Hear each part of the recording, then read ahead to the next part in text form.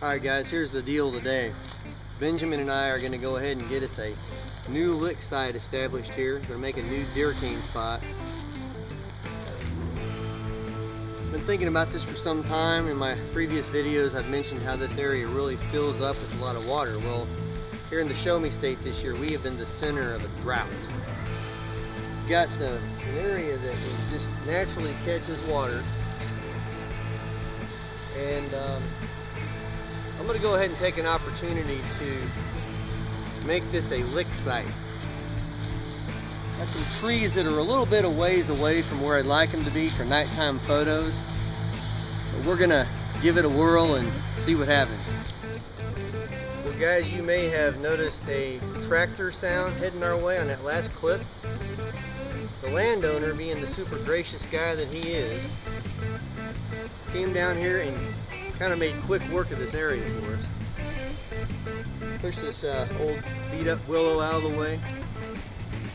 Kind of scratched the surface a little bit of the spot for us. Got rid of a bunch of the ivy back in here. Opened up this spot for where the trail camera is going to go, and possibly a tree stand later on down the season. Later on before the season starts.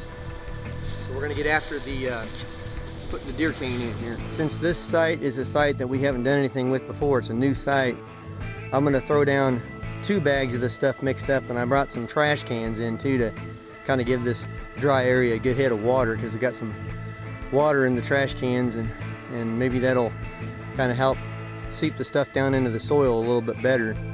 And then later on we're going to head to another part on the property, and got a site over there that we've established earlier in the year, and we're going to refresh it. Now that spot Benjamin's standing in there with the buckets and the deer cane mix is the lowest part elevation wise in this little hole here. This was a real super dry area. Earlier in the year it held a lot of water, but since it's dry now, I'm gonna go ahead and see if I can establish this lick site and see if it'll be something that'll kind of hold true during the wet season as well. But guys, there's really not a whole ton that I'm going to have to do here with Benjamin's help, because the landowner went ahead and took care of it for us, and this like a little spot was just already established. So we're just going to kind of break the surface up a little bit, maybe get some of the existing roots out of here that might pull the water into them. So you want to have a good basically clear vegetation area, and just kind of follow the directions of the package and Google it and see what else everybody else has done with it over the years. So we're going to get after it.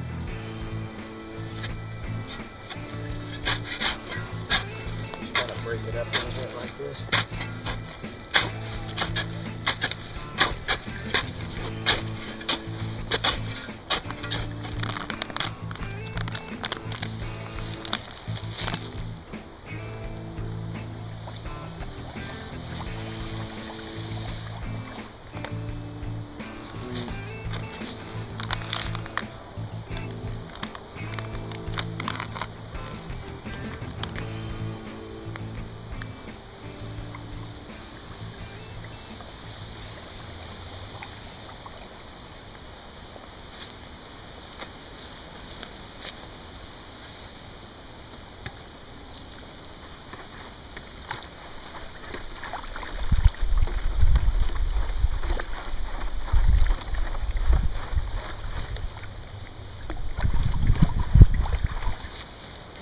As dry as this is, I thought we'd go ahead and make it a little wetter. Watch out.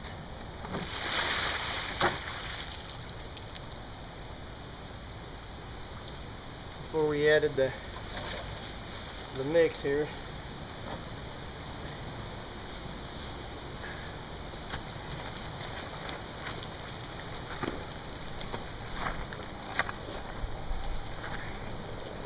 Dry as this soil is, it probably just suck it right up. Kind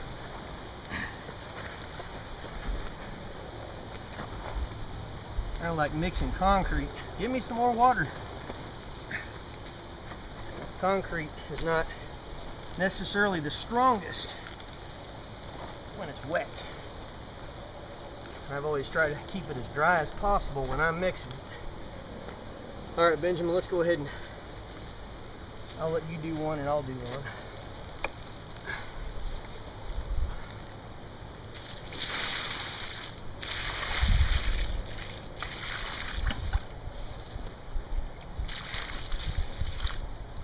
Try to get yours kind of around that side. Then we'll mix it in. Just drop it right over there and I'll mix it in.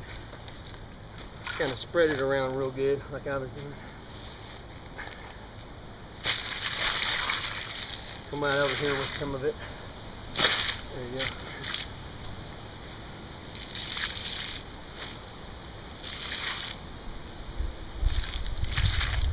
Hit this spot right here too.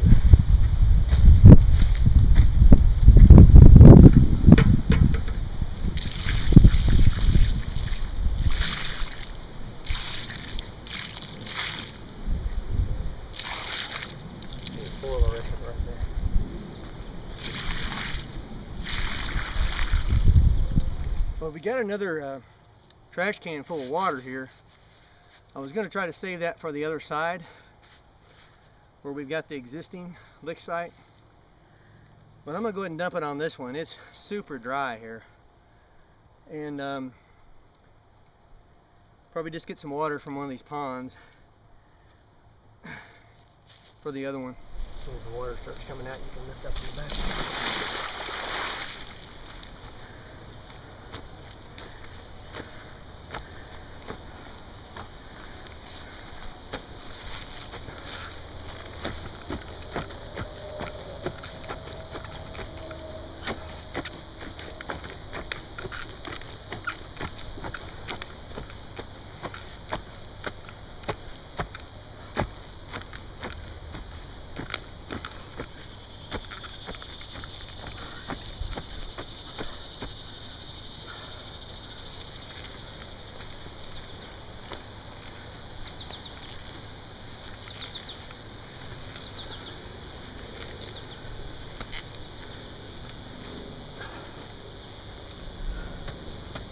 That ought to be good enough. Got this all worked in real good here. A couple bags of the stuff. It's good and wet. I think we got it mixed in with the soil real well. Now I got to clean this area out a little bit more because the trail camera is going to be back in here. And we don't want the slightest movement of a branch tripping the camera off all the time. Now it's time to throw the old Bushnell Trophy Cam on the tree back here that we just cleared out. Really awesome camera. I've used it ever since pretty much last Christmas when my parents gave it to me. Movie mode, still mode, does awesome infrared at night out to a certain distance. I've actually had some pretty good luck with it. I think it's one of the better cameras out there. I'd say do some research on cameras before you buy one. Make sure it does what you want it to do. This one does exactly what I want. It's got a field scan mode. You can set it for a certain time of the day. You can watch deer coming in and out of a field that may be too far away to actually be tripped, for the camera to be tripped. But the fact that it runs during a certain time of the day, you'll still see those deer entering and exiting the field. So it's got some other stuff. I'd kind of invite you to check it out, and any questions you have, just feel free to give me a shout. And before I put the camera on the tree, I just thought I'd let the old Kodak PlaySport be you. So you're looking from the tree. This is where the trophy cam is going to be hanging, the vantage point of the camera right now.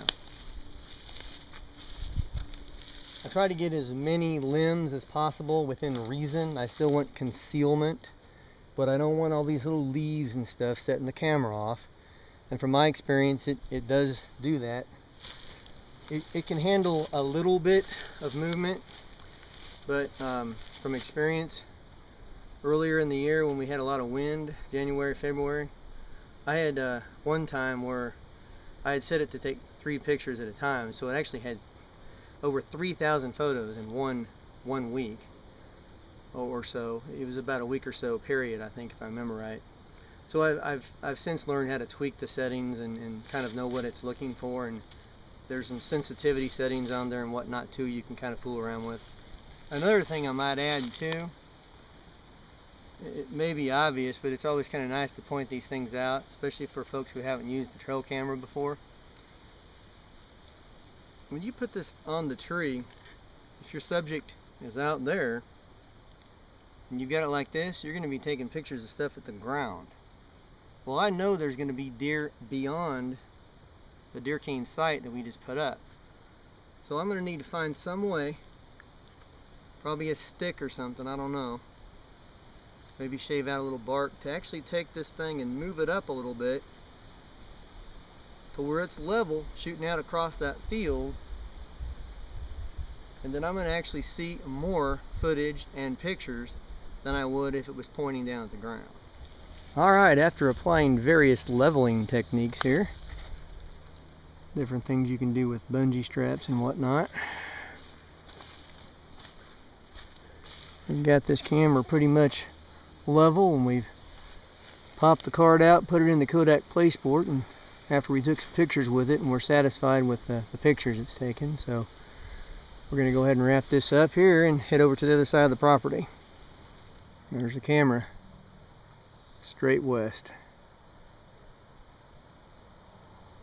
And here's the lick site that we just established. Alright, we just dropped off at a pond here and grabbed this little pond water because I just know that lick site down in there is going to be dry as a bone. I would have never believed this until I'd actually witnessed it myself with this product, but these deer just go nuts over this deer cane. Look at that. I put that in earlier in the year. It was cold. Cleared me a spot. Put the solution over the top. And then I buried a brick. One of those blocks, those deer cane blocks. And look how deep that is. Let me show you this. What is this? This is about, I don't know, maybe 12 inches long. Probably 12 inches long, this pack here. Look at that. That hole has to be a good foot deep. Look at this hole, Benjamin. That thing is like a foot deep. Those deer just love this stuff.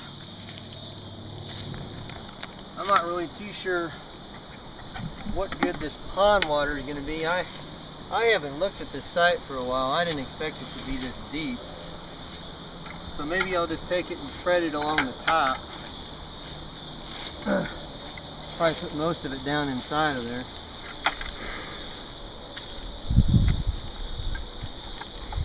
And I'm mixing, it's not that big of a deal, I don't think. This is the pond water. I've got clear water I bought from home. It's got chlorine in it. Brought it from the house. Yeah. I think they come to it either way. I don't think it makes any difference.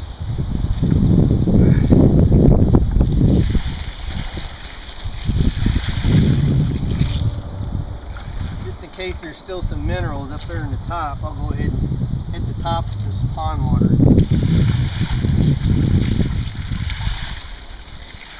Kind of try to activate it a little bit.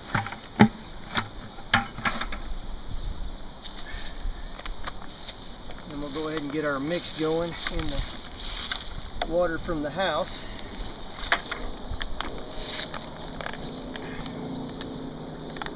Just a regular old deer cane mix here. Walmart, $6.46. Probably get it cheaper online, but there's places want to charge you $10 a bag for this, so don't do that. And I know you guys are going to tell me that I can mix it up a lot cheaper if I go to a farm supply and everything. I know that. I don't do that many lick sites. I don't really do that this often. If I get to doing more, maybe I'll go ahead and do the special family mixtures and everything that I'm sure everybody has that can be willing to share with me and all that. But for now, this is going to be sufficient for me. It is doing the trick, boys.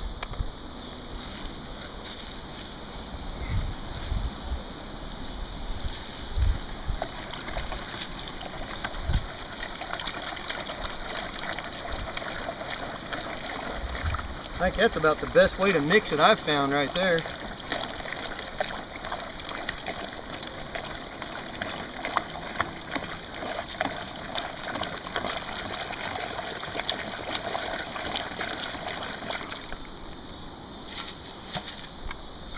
Maybe throw a little bit on the top and get most of it in the hole.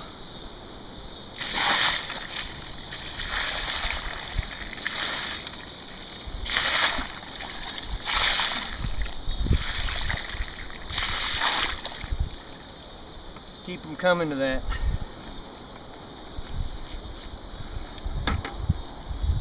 Now Benjamin will pan around to that big tree to the south there. This tree right here, I'm going to use that this year. Last year I was over here to the west, and I think they picked me off a little bit because they come from the west here for the most part. I've had a camera out in a few different places over here and pretty satisfied with at this particular time of the season that I'll probably be going to hunt this the most. It'll have a good north-northwest wind, and it will be very much in my favor to be hunting to the south of this lick site here. Should have plenty of cover and keep our fingers crossed on that one. So guys, since there's so much water in there and that's so deep, and they've probably already worked that block out of there, just for grins, I think I'm going to fill this hole in a little bit with some of this top dirt.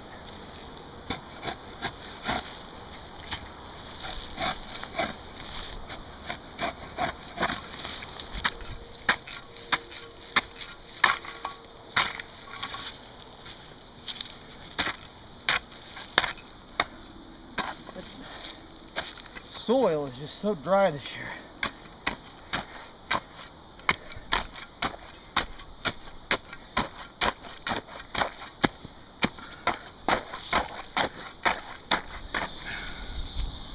Make no mistake, guys, if you're going to do it right, it's going to be hard work.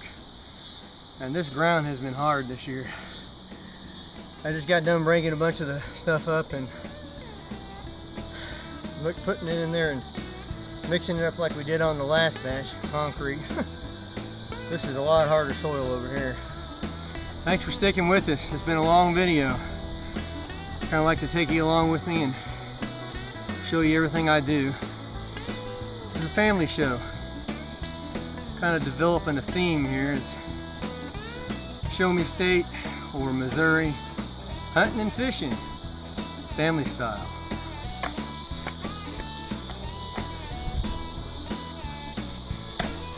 Now Benjamin wanted to get in on it a little bit here. Try to get some more of that stuff off the sides there and push it down in that hole.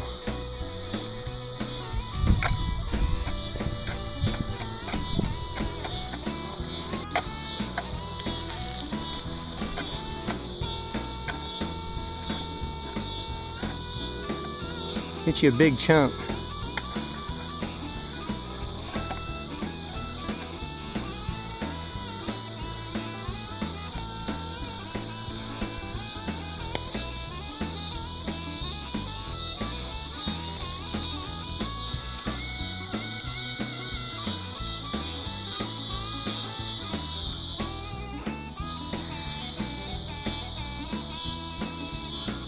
Well, we dressed it up and got it ready for him to mess with again here.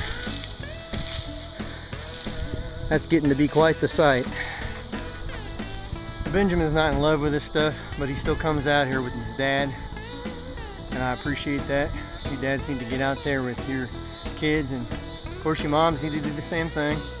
I'm sure I'm preaching to the choir, I'm sure you already are, but just a little encouragement, get your kids outside, and there's so much they can learn from God's creation.